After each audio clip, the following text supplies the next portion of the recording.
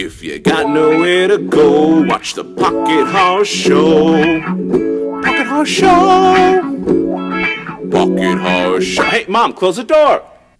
The World Wrestling Federation.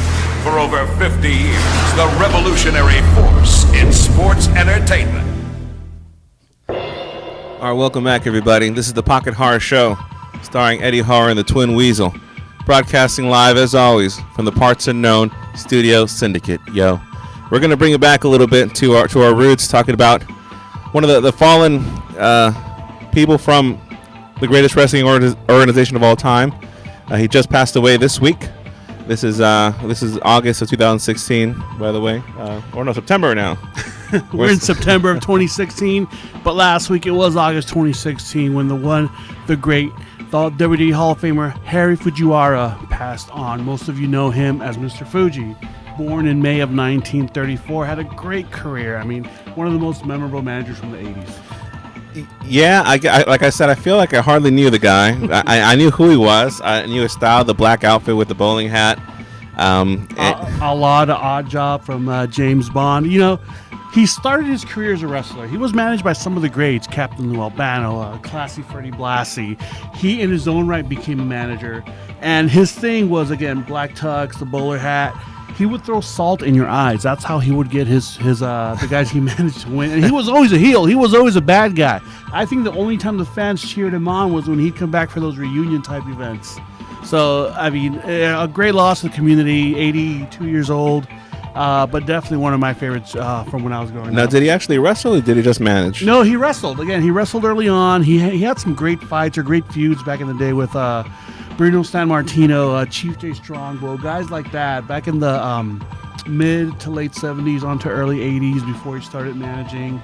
And he really only managed till about maybe the mid to late 90s, somewhere around there, because after that, you know, I really didn't see him. So, yeah, I remember him.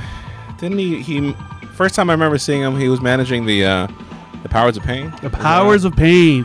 That was later in his managing career. Actually, he started off early on. He managed George the Animal Steel, one of your favorite tag teams, Demolition. Yeah. That was before Powers of Pain? Yeah, because they had a feud. Powers of Pain and Demolition had a feud. Okay. And that feud came about after, I think he had left Demolition and managed Powers of Pain. Something about them not respecting him. Something along those lines. But yeah, one of the funniest things to be part of Demolition, what he did, he would paint the area around his eyes red to kind of blend in with the whole makeup look that Demolition had. I mean, he managed it's like the Powers of Pain. One of your other favorite wrestlers, I believe, the Berserker. Remember that guy? Oh my God, you're right. He didn't manage that guy. I still don't like that. What was up with that guy? I don't know. And the biggest name, arguably, that he managed was the late great Yokozuna. That's right. He went away from his tuxedo and hat and wore the traditional Japanese kimono. And that was pretty much the end of his career there. He may have managed one or two other guys because there was a period where, I mean, he was phased out from Yokozuna. But yeah, a lot of great memories from when I was a kid. Oh, how can we forget the Orient Express? Oh, nice, yeah. In fact, I think that's the theme song that we're playing right now. That is a theme song that's in the background. Wrestling was different in the 80s, very different. Stereotypes were a little more accepted, but again, this all came from a comedic view. Yeah, a lot of love. A lot of love. Mr. Fuji is of Japanese descent, born in Hawaii. And he definitely played up to the stereotype throughout his career.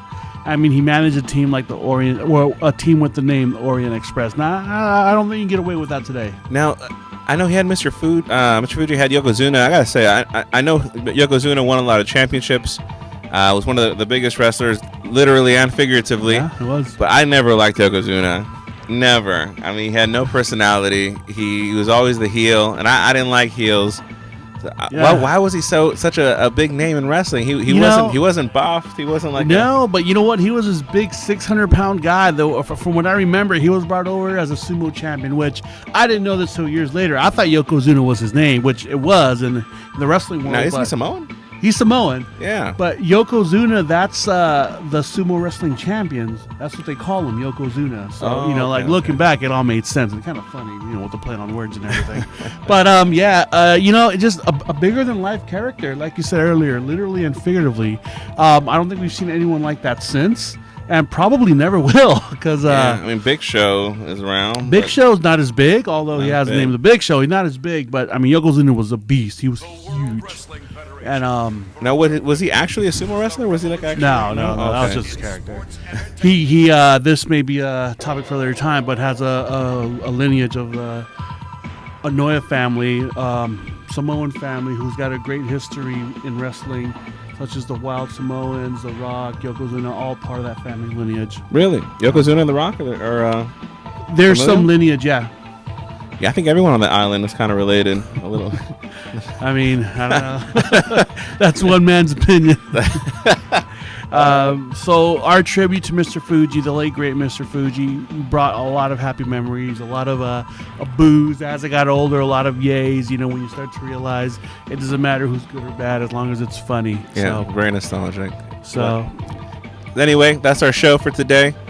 Keep watching the Pocket Horror Show. Peace out.